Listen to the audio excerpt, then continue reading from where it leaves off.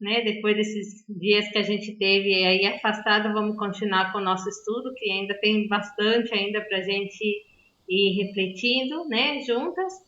Então vamos rezar a Nossa Senhora para que ela nos ilumine, para que nos ajude e que hoje nessa festa do batismo do Senhor, né, que possa vir o Espírito Santo sobre nós também, para que podamos cada vez entender melhor a vontade de Deus em nossas vidas. Ave Maria, cheia de graça, o Senhor é convosco. Bendita sois vós entre as mulheres, e bendito é o fruto do vosso ventre, Jesus. Santa Maria, Mãe de Deus, rogai por nós, pecadores, agora e na hora de nossa morte. Amém. Glória ao Pai, ao Filho e ao Espírito Santo, era no princípio, agora e sempre. Amém. Então, nós tínhamos parado na 14ª regra, né? Número 237, né? Que já estão quase terminando as regras, né? Então, nessa regra, Santo Inácio nos diz: procede também como um caudilho para vencer e roubar o que deseja, pois assim como um capitão ou comandante de uma tropa, acompanhando e examinando as forças ou disposições de um castelo, atacam pelo lado mais fraco. Da mesma maneira, o inimigo da natureza humana, rondando à volta de nós, observa de todos os lados nossas virtudes teologais, cardeais e morais, onde nos encontra as mais fracos e mais necessitados quanto à nossa salvação eterna, e por ali nos combate e procura tomar-nos. Então, como eu falava, Santo Inácio, ele era um grande soldado, né? Ele lutou muito, né, na Guerra em Navarra, né, na Espanha, e ele levou todo esse contexto da guerra, da vida militar, como um soldado, mas não soldado do mundo, mas como um soldado de Cristo. Então, ele, como uma grande estratégia militar, sabia que o inimigo sempre nos vai atacar pelo lado mais fraco.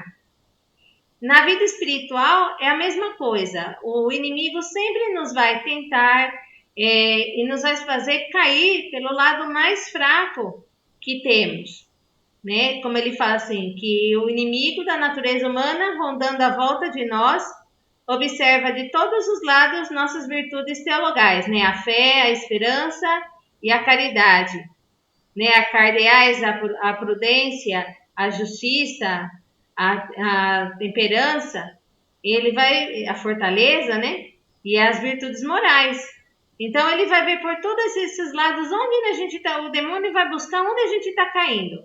E se a gente está caindo em uma dessas grandes virtudes que são os pilares da nossa vida espiritual, é o mais provável, é onde ele vai atacar, para nos fazer cair. Por exemplo, uma pessoa que anda fraca na fé, o demônio vai tentar mesmo, para ter essas crises de fé, começar a duvidar das coisas da igreja, começar a duvidar, vai semear discórdia para quê? Para que aquela pessoa caia. Ela falta na prudência, né? Que ela é muitas vezes a pessoa que não tem prudência na sua língua, não tem prudência no seu falar. O demônio mais aí vai colocar para começar com mais fofoca, com mais maledicência, começar com mais confusão com as pessoas. Então ele, onde vê que aquela pessoa ela é mais fraca, aí vai ser onde o demônio realmente vai fazer a pessoa cair. Então, onde nos encontrar mais fracos e mais necessitados quanto à nossa salvação eterna, por ali nos combate e procura tomar-nos. Então, isso é que a gente tem que ter muito claro. Por isso que Santo Inácio sempre recomenda o exame de consciência todos os dias, porque pelo exame de consciência é onde realmente vamos ver onde estamos caindo, onde está sendo o nosso ponto fraco. Para quê? Para que a gente possa estar alerta nesse ponto fraco, para não deixar a gente ser a armadilha do demônio. Que aquele ponto fraco nosso não seja por onde o demônio vai tentar entrar para destruir as nossas vidas. Um líder militar que deseja tomar uma cidade envia espiões para ver por onde atacará. pelo ponto mais fraco e menos fortificado. O mesmo fará o demônio. Ronda a nossa volta, disse São Paulo. Vê nossos pontos fracos. Por onde atacará? Podemos saber de antemão. Você gosta de comida, ou bebida, ou ócio, ou de elogios? São imprudentes, leem o que aparece, não vigiam o trato com os outros, etc. Quantas catástrofes começam por pequenas imprudências? É realmente quando a gente não fica de vigia, né, nas nossas portas do sentido, como dizia São João da Cruz, né, as portas do sentido no ver, no escutar, no falar, no tocar. A gente não ficar com uma certa atenção, é muito fácil que sempre o pecado não vai começar por algo grande. O pecado vai começar sempre por algo pequeno e daí ele vai começar a fazer a pessoa cair cada vez mais. Por exemplo, eu gosto de escutar tal música, tal cantor. Tudo bem. Hoje você escuta aquilo. Não, amanhã vou escutar outra coisa, que aí já é um pouco mais pesada. Não, mas é só um pouquinho. E daí, cada vez mais, a pessoa vai procurando, vai satisfazendo os seus sentidos. Só que muitas vezes de uma forma imprudente. Então, aí o demônio também vai realmente aproveitar para fazer aquela pessoa cair, fazer aquela pessoa cair num pecado maior, vai fazer aquela pessoa cair ainda num pecado maior e realmente depois dá aquele arrependimento para a pessoa se desesperar, porque o demônio faz assim, ele pinta as coisas muito bonitas de uma forma, né, sensualiza as coisas de uma forma para que depois as pessoas, depois que elas caíram no pecado, ele vai esfregar na cara para fazer aquela pessoa ter um remorso, mas não um remorso bom, um remorso que faça ela se desesperar e pensar que já tudo acabou na vida dela. Então, por isso que temos que ter muita guarda dos sentidos, né? Da gente estar atenta. Para quê? Para que a gente não caia nessas armadilhas que o demônio vai colocar. Conheço pessoas cheias de qualidades e virtudes pouco comuns. Não tinham senão um único e pequenino defeito. Eram pouco suscetíveis. Um dia, seu pároco, com razão ou sem ela, lhe chama a atenção. Retiram-se por completo e também abandonam a prática de sua religião. Poderoso assim é o diabo. Quando se vê a tantos sacerdotes religiosos cristãos muito avançados na vida interior, que não avançam e retrocedem, geralmente, de onde vem isso? De uma grande dificuldade? Não. Existe uma pequena brecha desordenada de gula ou com muita frequência de respeito humano. Esse maldito respeito humano que é fonte de retrocessos e de que tanta gente se condene. Também entre os eclesiásticos, o medo de sorrir a um irmão. Isso daí também é uma grande verdade. Quando a pessoa realmente não está cheia de Deus, que ela não faz realmente um exame de consciência e tem esse respeito humano, que se acha que ela já não vai cair, que ela já sabe tudo, acontecem verdadeiras catástrofes, como citava aqui, né, que o padre Barrichelli, né, que fez essa dissertação do livro de Santo Inácio, né, ele comenta, como a gente vê, por exemplo, uma pessoa que a gente vê muito frequente isso nas paróquias. A pessoa trabalhava muito, ajudava nas pastoral, tudo, depois faz alguma coisa errada, né? Vai o pároco lá e o pároco chama atenção, né? O pároco chama atenção porque fez aquilo, aí a pessoa, não, mas como que vai me chamar atenção se eu fazia as coisas mais certas, se eu era a que mais ajudava? Porque o respeito humano quer dizer, a pessoa não está com uma reta intenção de fazer as coisas só para Deus. Então, quando a pessoa não tem um coração puro, limpo, com uma reta intenção que eu estou buscando a glória de Deus, é muito fácil cair nessa armadilha. Depois, quando a gente vê esses que passam para a igreja protestante, porque eu brigo com o padre, eu saio da igreja. Isso a gente vê. Ou muda de paróquia.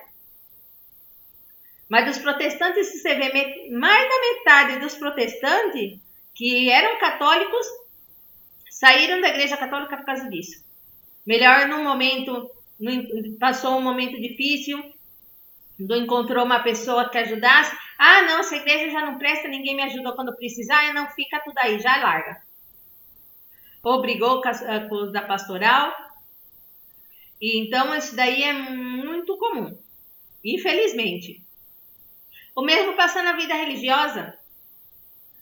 Uma formanda que não tenha esse desejo realmente de ser dócil a Deus, de obedecer aos seus formadores, aos seus superiores, de ser humilde, de aceitar as correções, também vai acontecer isso.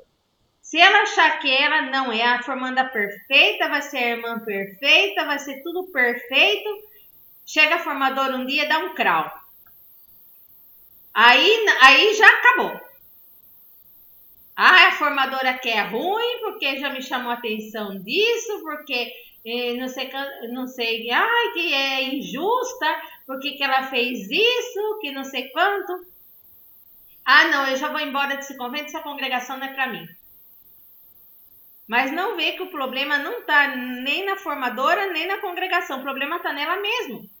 Por quê? Porque ela se deixou essa brecha, né, para o diabo tentar, desse amor próprio, desse respeito humano, de se achar, né, desse orgulho, dessa vaidade, dessa soberba, de se achar que não, que ela é a que está certa, as outras que estão erradas.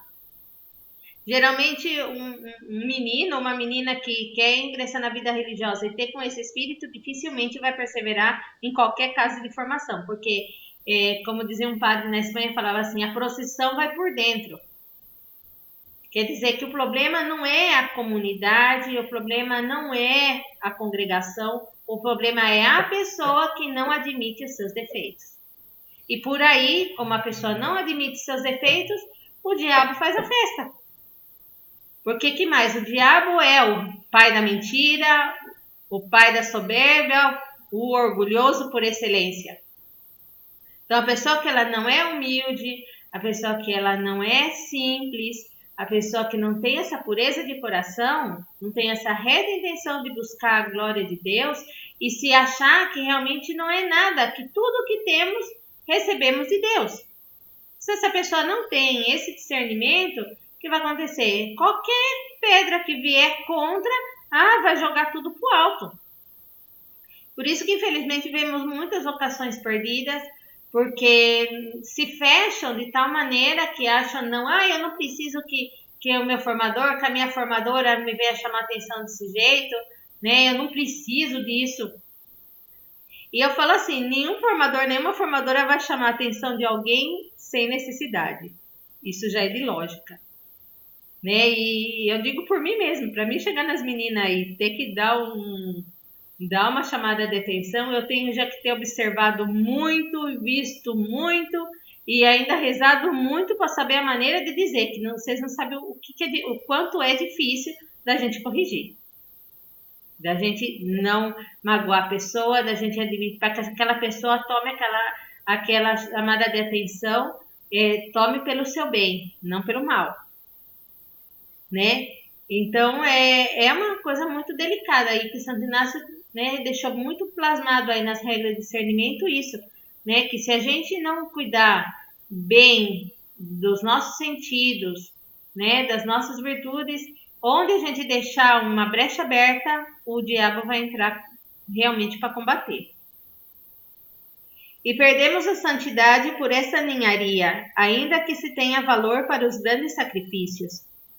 O médico do convento de Barcelona dizia ao padre Valete: não entendo. Aqui estão moças que deixaram suas fortunas e castelos, etc., e que se apegam a uma pequena imagem ou se ofendem diante de uma pequena censura. E é isso que impede a santidade. Realmente, como eu falava antes, muitas vezes estão nas coisas pequenas. Que a gente fez um esforço tão grande de largar teu pai, tua mãe, largar tua família, largar tua casa, tudo para vir para um convento. E depois chega no convento, Ai, porque aquele livro, porque aquela santinha, porque minha roupa, porque meu uniforme, porque... E se apega e se alguém cata, vira o cão. Se apega com qualquer coisa. Então, isso nos vai impedindo no caminho da santidade. Então, a gente tem que ter realmente essa disposição de espírito, né? De viver realmente conforme as virtudes, que não é fácil, claro que não é fácil, ninguém é santo e ninguém se faz santo nem em um dia, nem em dois, nem em três. A santidade é uma obra para a vida inteira. Todos estamos caminho da santidade. Então, nós todos buscamos essa santidade, estamos nesse caminho. Então, já que estamos nesse caminho, temos que pôr os meios. A regra essa que acabamos de ver, sempre atual, mas sobretudo no retiro, no momento em que irão tomar as resoluções. Então, aí, aqui terminaria a primeira semana dos exercícios de São Inácio, né? Terminar com essa regra. Né? Durante todo o que a gente viu até agora, né? O Santo Inácio, ele vai martelando sempre na mesma tecla. Pelo lado fraco, onde o demônio vai nos tentar. Tudo que nos trouxer turbação, trazer inquietação, tristeza, é obra do demônio. Quando temos que tomar uma decisão, nunca tomar uma decisão quando a gente estiver num estado de ânimo de aflição, porque aí não está atuando o bom espírito. Então, a regra principal de Santo Inácio fala assim: no tempo de tribulação, não fazer mudanças. Sempre fique com a decisão que quando tomou no momento de luz. Então, durante todas essas outras partilhas que a gente fez, e aí dessa primeira semana dos exercícios, essa é a nota forte, né? Da gente ter bem gravado isso, né? Da gente realmente ver onde caímos, para que não deixamos essa brecha para o demônio atuar, e que realmente saibamos entender e interpretar o que acontece na nossa alma, os acontecimentos que vai acontecendo na nossa alma, que podem ser do efeito do Espírito Santo ou do efeito do mau espírito. Então, da gente reconhecer que tudo que nos traz paz, nos traz alegria, nos traz confiança, né? Isso é a atuação do Espírito Santo na nossa alma. Mas todo movimento contrário não é de Deus. Então, para a gente saber reconhecer que quando estamos numa situação que realmente aquilo não me está dando paz, aquilo me está infernizando, quer dizer, pode ter certeza que aí não está atuando o Espírito de Deus. Então, não tome uma decisão quando está nesse estado, porque realmente vai tomar uma decisão errada, porque não vai estar tomando uma decisão na luz, vai estar tomando uma decisão nas trevas. Então, isso é a nota principal que Santo Inácio nos deixa nessa primeira semana. Então, vamos aqui começar a segunda semana. Outras regras que tratam mais a fundo a mesma matéria do discernimento dos espíritos. Aplicam-se, sobretudo, à segunda semana. As regras para o discernimento dos espíritos da primeira semana são regras básicas para todos os pecadores, principiantes, almas avançadas. Mas, normalmente, com as almas avançadas nos caminhos da vida interior, o demônio as influencia de outra maneira mais sutil. É então quando fica mais difícil frustrar os planos do demônio, porque, em geral, tinha as almas sob a aparência de bem. Já não lhes propõe fazer o mal, propõe-lhes que faça o bem. Existe o direito de recusar-se a fazer o bem? Não se trataria de pusilanimidade, de covardia? E, contudo, quantas almas, quantos apóstolos zelosos, quantas obras importantíssimas têm caído por terra por boas razões, habilmente apresentadas por esse sedutor transformado em anjo de luz. Essa é outra armadilha do demônio muito bem armada. Que o demônio, quando já uma pessoa já passa, né, numa certa experiência na vida espiritual, que ela já reconhece que o demônio vai tentar ela, né, no pecado, na falta de virtude, onde ela está caindo, com a tribulação, com a tristeza, que a pessoa já reconhece esse movimento do demônio, ele vai tomar outra estratégia. Como fala, o demônio é um lobo voraz que ele ronda, né, tá rodeando nós para nos devorar. Então, o que ele vai fazer? Vai querer atuar como anjo de luz, fazendo as pessoas pensar, fazer coisas erradas, mas com aparência de bem. Como é assim? Vários santos passaram isso. Vários santos, por exemplo, né, que tiveram essa grande tentação de fazer muita penitência, de usarem assim instrumentos de tortura, para se torturar, para se autoflagelar, tudo, né, pensando na glória de Deus, que ia agradar a Deus, mas não era o que agradava a Deus, porque muitos deles faziam sem autorização do diretor espiritual, do confessor ou do superior. Então, né, faziam coisas que falavam assim, não, eu vou ficar sem comer, vou fazer um jejum de 1 semana, né, em remissão dos pecados do mundo, que não sei o que. Fazer jejum é bom? Lógico que é bom, louvável e admirável. Só que tudo que vem contra a nossa saúde também vai contra o 5º mandamento, não é de Deus. Só que nesse momento a pessoa quer tanta glória de Deus, a pessoa ama tanto a Deus que ela é capaz de fazer de tudo. Então o que ela vai fazer? O demônio vai falar, não, faz esse jejum porque você vai salvar muitas almas. Que não sei. A pessoa naquele momento ela está tão assim encandilada naquilo que ela vai fazer. Só que aí isso também não é o movimento de Deus. Mas o demônio vai tentar se disfarçar por tudo. Mesma coisa, geralmente com isso das penitências é algo que é o mais clássico que o demônio faz. A pessoa não. Tem na regra que tem que fazer meia hora de leitura espiritual, por exemplo. Não, eu vou ler 2 horas. Não vou fazer outra coisa, eu vou ler, vou fazer, vou rezar. Quer dizer, já é uma coisa excessiva.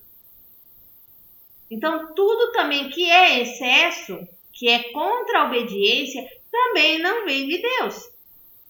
E essa é outra coisa que o diabo vai tentar, de fazer você ver coisas boas, mas atuar de maneira incorreta.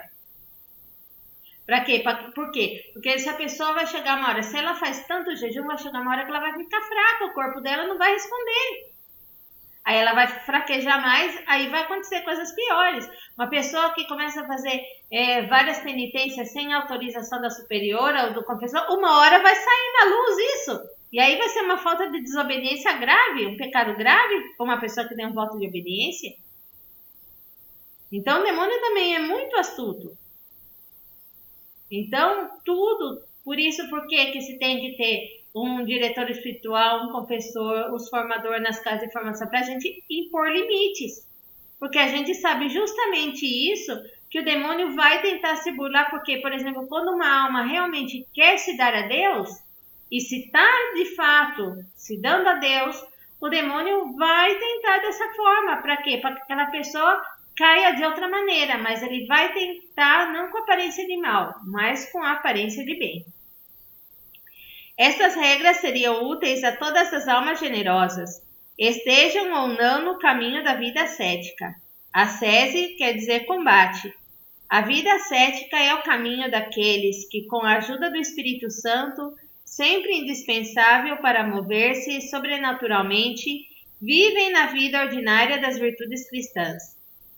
No entanto, essas regras são de maior utilidade para aqueles que Deus já elevou à vida mística, onde Deus conduz a alma totalmente entregue a Ele, mais pelos dons do Espírito Santo que pelos combates ordinários.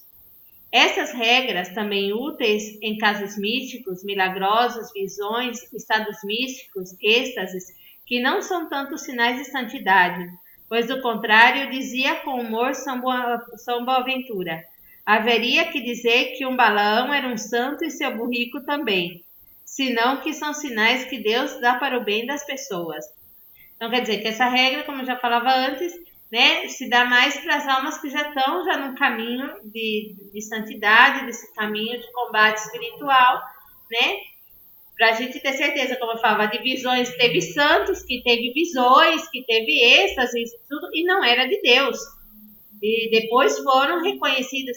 Tem uma irmã que ela que ela é venerável, né? Está em processo de beatificação, que ela é espanhola, a irmã Josefa Menendez. Ela foi uma Santa Margarita de Alacoque do século XX. Ela tem uma mística do coração de Jesus maravilhosa. E ela tem um livro que ela mesma escreveu, a ditado de Jesus, né, que chama Um Chamado ao Amor. É um livro muito forte e ela mesma muitas vezes conta essas experiências de que ela amava tanto a Jesus, né, que o demônio aparecia em forma de anjo de luz, aparecia de coisa para quê? Para fazer ela fazer as coisas erradas. E aí Jesus não, ela também teve aparições de Nossa Senhora, e uma dessas visitas de Nossa Senhora contou que ela, quando tivesse uma visão que ela não tivesse certeza, que ela era para renovar os votos dela e rezar, né, esses louvores que rezamos sempre diante do Santíssimo, esse bendito seja Deus, bendito seja... Isso o demônio nunca suportaria. Então, quando ela tinha essas experiências místicas, de ter essas visões, ela rezava isso. E realmente o demônio não suportava ver esses louvores a Deus, esses louvores a Maria Santíssima, a todos os santos. Então, era uma forma dela desmascarar o que o demônio fazia com ela. Mas vários outros santos, Santa Teresa de Jesus, São João da Cruz, tantos santos passaram por esse tipo de provações, né? Por isso que tinha que estar com os olhos muito abertos para realmente, né, ver que tudo que é excessivo, que vai contra a obediência, mesmo que vai com propósito de bem, também não é de Deus, né? Todos são estados milagrosos que não devemos desejar, porque logo são acompanhados de terríveis provas, e também porque se a alma não está desapegada de tudo, essas graças podem fazer-lhe mal. É que nem fala assim, que vê esses santos que tem esses êxtases e que tem essas contemplações, essas orações de contemplação tão grande que a gente vê nesses grandes místicos, né? Que isso também são almas privilegiadas de Deus, que nem todo mundo tem que desejar isso. Porque Deus sabe o caminho de cada um, porque se a pessoa não está realmente no estado de desapego total da alma, recebe uma graça dessa, também não resiste. Então Deus é muito Pai e Ele sabe por onde a gente tem que andar, né? Que são almas realmente, nem a gente invejar esse tipo de estado de espírito, porque cada um, dentro da sua simplicidade, da sua humildade, da sua pobreza, né, é que realmente vai servir e vai amar a Deus, né? E tudo que Deus nos presentear é presente gratuito. Então a gente não desejar essas coisas, ver essa vida desses santos e falar, vejo tanta vida de Santa Teresinha, eu quero ser como Santa Teresinha. Sim, teremos que buscar querer ser como Santa Teresinha, mas olha as provas que Santa Teresinha passou. Quer dizer que todos esses santos que tiveram toda essa vida mística, tiveram toda essa experiência mística, também pagaram muito caro, um preço muito caro, com muitas provas, muitas tentações, né? São João da Cruz mesmo, que quando teve na reforma do Carmelo, foi preso pelos seus próprios irmãos carmelitas calçados, foi espancado, foi torturado, fugiu por uma janela de mais de 6 metros, né? E quer dizer que tudo que ele sofreu, claro que dentro de todo esse sofrimento ele já tinha uma alma muito preparada, que foi nessa prisão que ele escreveu os tratados mais lindos da mística, que é a subida ao Monte Carmelo e a noite escura e o cântico espiritual. Quer dizer que Deus também deu uma graça enormíssima nesse momento de provação tão grande que ele passou. Mas não são coisas que temos que desejar como dizer, temos que desejar a santidade, Desejar amar a Deus com todas as nossas forças, mas não tá desejando ter essas coisas místicas como os grandes santos que tem, porque muitas vezes não fala assim, o nosso caminhãozinho não tá batendo para terra. Então isso que o Santo Inácio também, né, nos alerta, né, que a gente tem que desde a nossa pobreza aceitar a nossa condição e procurar ser santos conforme a nossa condição, né, e esperar o que Deus nos queira dar.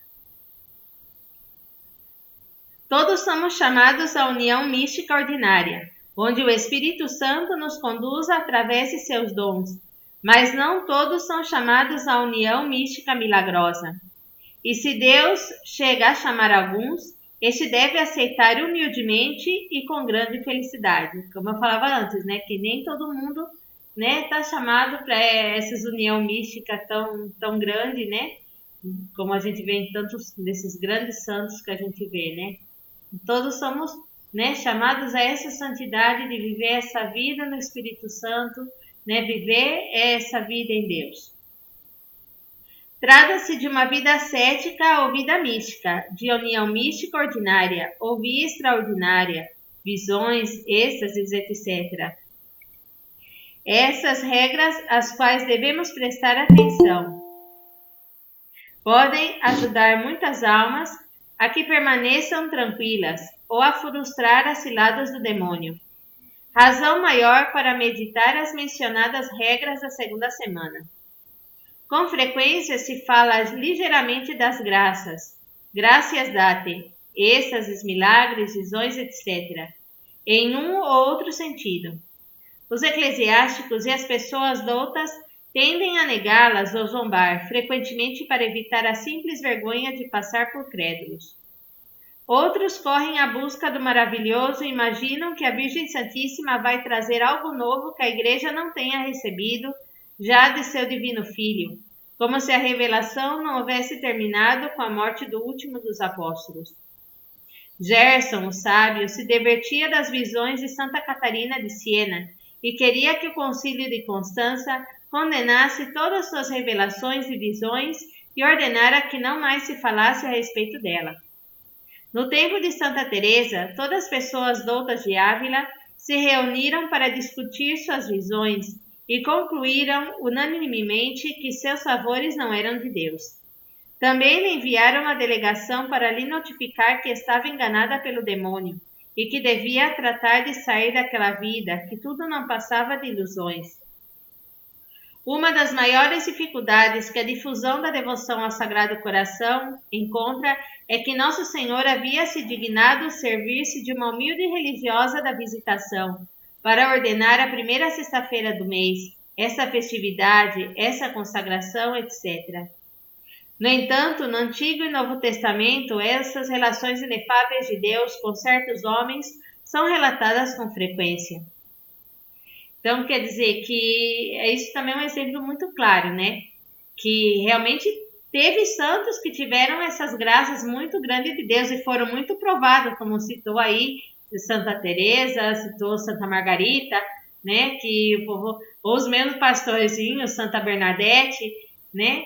Que tiveram essas graças extraordinárias e sofreram muito porque as pessoas não acreditaram, né? As pessoas não deram crédito. Claro que a Igreja também teve que atuar com muita prudência, né? No caso mesmo de Santa Teresa de Ávila, ela chegou a ir para a Inquisição por causa do que ela, quando ela estava escrevendo o livro da vida dela, estava escrevendo as moradas, né? O castelo interior, ela chegou a ir para a Inquisição, que falava tudo aí que ela estava sentindo, aquelas visões, aqueles sentimentos que ela tinha, não era de Deus, né? Por isso que a Igreja também tem que ter um justo julgamento para realmente, né, para afirmar que aquilo é de Deus ou não, né? Mas ver que todos esses santos que tiveram essas graças extraordinárias também sofreram muito, né? E isso Santo Inácio também quer falar, que não invejemos isso, que queremos ser o que Deus quer que sejamos. É verdade que é preciso cuidado em ser demasiado crédulo. São Pedro, em sua segunda carta, depois de haver recordado a visão do Monte Tabor, da grande regra que nos deve orientar ante todo evento maravilhoso. Ou seja, ante toda revelação privada, tenhamos a Santa Igreja Hierárquica Oficial, o depósito da fé. Eis aí o grande sinal para examinar se uma visão é de Deus ou não. Mas cuidado! Quando a paixão se mistura, muitos querem fazer crer que a autêntica hierarquia é que está falando, enquanto na verdade pode tratar-se de um detentor de uma parte da hierarquia, mas que se colocou além de suas atribuições. O Papa, falando ex cátedra, é infalível. Um bispo, exercendo em sua diocese o papel da hierarquia, não é necessariamente infalível. Um bispo pode apoiar-se nas leis territoriais e deve ser obedecido, ao menos suas congregações.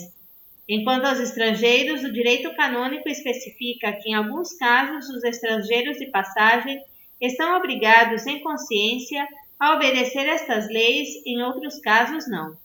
Mas um bispo não pode falar ex cátedra, se não há nada contra a fé ou aos bons costumes, sobre a realidade de um favor divino particular, de uma visão, etc.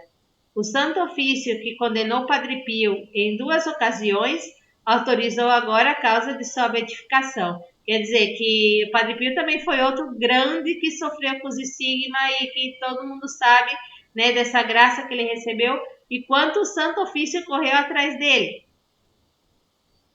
E então, por isso eu falo, a igreja é muito cautelosa quando fala que, teve um milagre eucarístico, que a hóstia se transformou em sangue, outra que teve a visão lá de Nossa Senhora, que falou tal mensagem. Quer dizer, não podemos, não que não podemos acreditar, mas que não é uma coisa aprovada pela igreja, que realmente passou pelo Tribunal Eclesiástico da Igreja, que vai realmente, com muitas pessoas iluminadas, realmente ver se não tem um erro, se não é uma enganação do demônio fingindo-se, né, anjo de luz.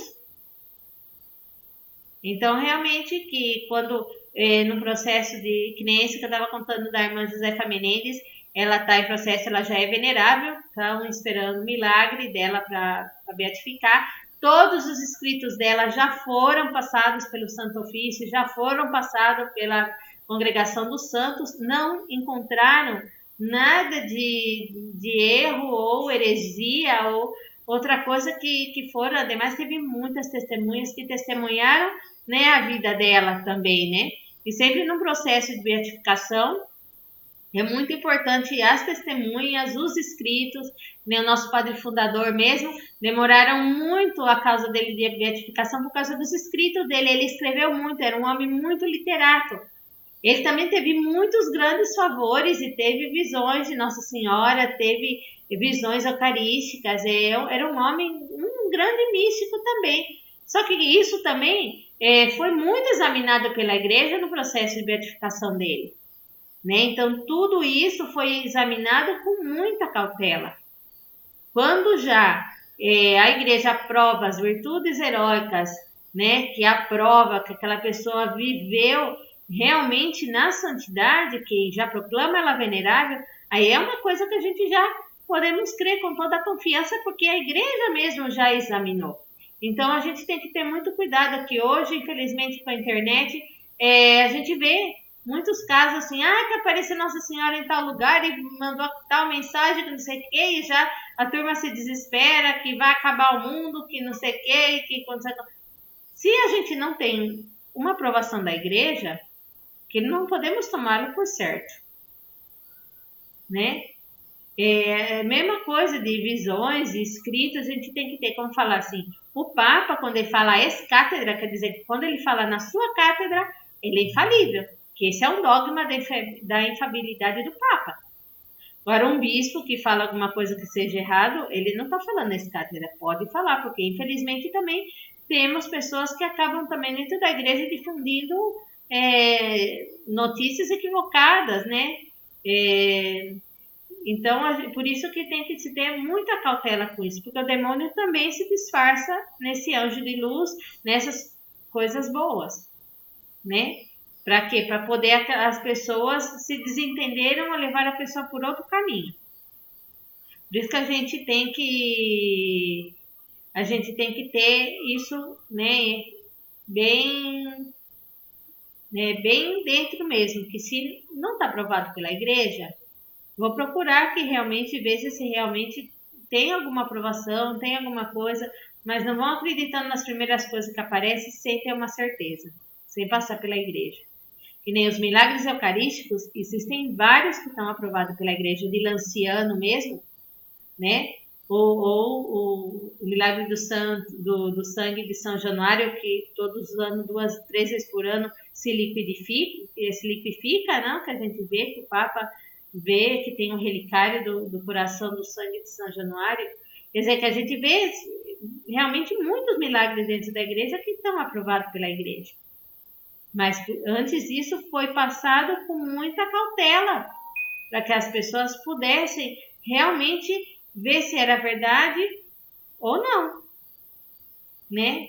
O milagre de Lanciano mesmo, para quem não conhece esse milagre de Lanciano, é um dos milagres eucarísticos mais grandes que teve, que tinha um sacerdote, foi na Itália, em Lanciano, um sacerdote, ele duvidava que realmente a hóstia consagrada era o corpo de Cristo. Ele andava com essas dúvidas de fé grandíssima.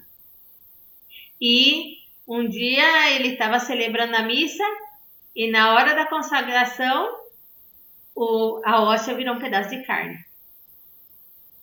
E tem até hoje esse relicário com esse pedaço. Fizeram vários estudos e viram que realmente esse pedaço de carne era carne do coração, era do tipo sanguíneo AB, que é o tipo sanguíneo dos judeus, né? E que tinha as fibras e que mostrava que as fibras realmente tinham sofrido. Se vocês têm a oportunidade de ver, tem vários documentários sobre o milagre de Lanciano, realmente é impressionante, né? Que é algo que, assim, desconcertante mesmo, né? Então, é algo, assim, que você fica passada de ver. Mas foram muito bem estudadas pela igreja. Igual o Santo Sudário também, quantos testes fizeram, quantas coisas fizeram, para realmente dizer que ali foi onde foi enrolado o corpo de Jesus após a crucificação. Então, quer dizer que a igreja é muito cautelosa por causa disso, porque o demônio sempre também vai tentar enfiar as unhas dele também pela forma de bem. Dito de outra maneira, a verdadeira obediência e a regra de fé são uma regra dupla para julgar a falsidade de uma visão. É preciso meditar sobre isso. Enquanto a autenticidade da graça milagrosa pessoal, muitas vezes é impossível ter a certeza. E a Santa Igreja, que se pronuncia a favor dos atos públicos de devoção, peregrinações, etc., evita pronunciar-se sobre a fé. Em mística não se podem dar regras gerais. Deus é o mestre. Ele opera conforme lhe apraz. As regras para o discernimento dos espíritos de Santo Inácio nos ajudarão a atuar prudentemente em todos os casos, sejam ascéticos, místicos ordinários ou os místicos milagrosos, né? Então, esse fim que São Inácio fez essas regras, para que ajudasse as almas a entender os movimentos de Deus e os movimentos do inimigo. Aí vem para a próxima regra, né, que é a regra número 329. É próprio de Deus e os seus anjos dar verdadeira alegria e gozo espiritual, tirando toda a tristeza e perturbação induzidas pelo inimigo.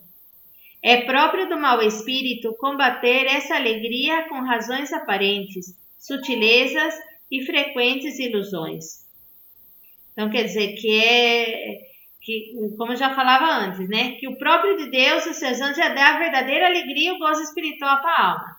O demônio é o contrário, né?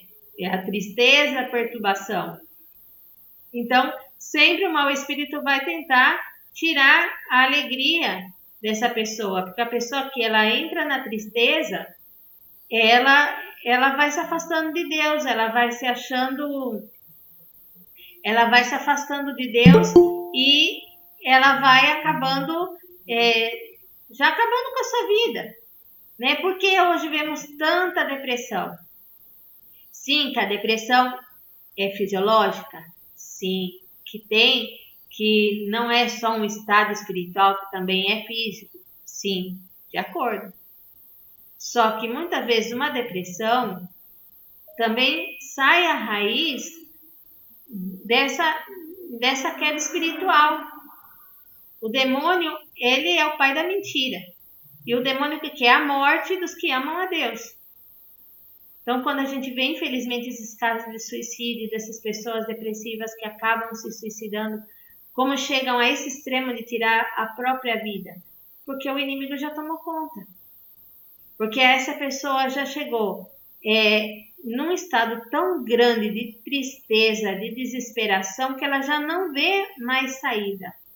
E o que, como nós explicava nas regras anteriores, nas outras partilhas nossas, o que o demônio vai fazer? Essa pessoa calar a boca, ela não desabafar, ela não contar para ninguém o que ela está passando. Eu, como enfermeira, tratei muito o pessoal, infelizmente, entre os idosos, é algo muito real isso da depressão, é horrível, pessoa que tem passa muito mal, mas que o demônio, a primeira coisa que faz é essa pessoa não desabafar, essa pessoa eu não vou procurar um médico, eu não vou procurar um médico, eu não vou procurar um psicólogo, ou não vou procurar um padre que me ajude.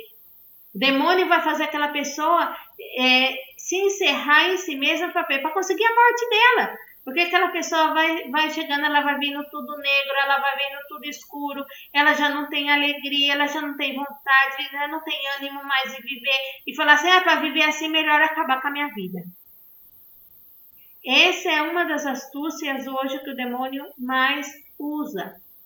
De dar essa tristeza imensa, tremenda, fazer a pessoa perder a fé, perder a alegria, né? E não usamos só isso na depressão, mas também isso no âmbito vocacional. Muitas vocações também se perdem porque o demônio também se pega por isso da tristeza. Porque uma coisa é certa, meninas, um pai ou uma mãe que aceita a vocação de bom grado é praticamente impossível. Uma das coisas mais que sabemos, que as pessoas que mais a gente ama vão ser as que mais nos vão dar guerra para a gente conseguir seguir a Jesus. Então, uma menina pode ter, por exemplo, eu tenho muito desejo de entrar numa congregação, de ser religiosa.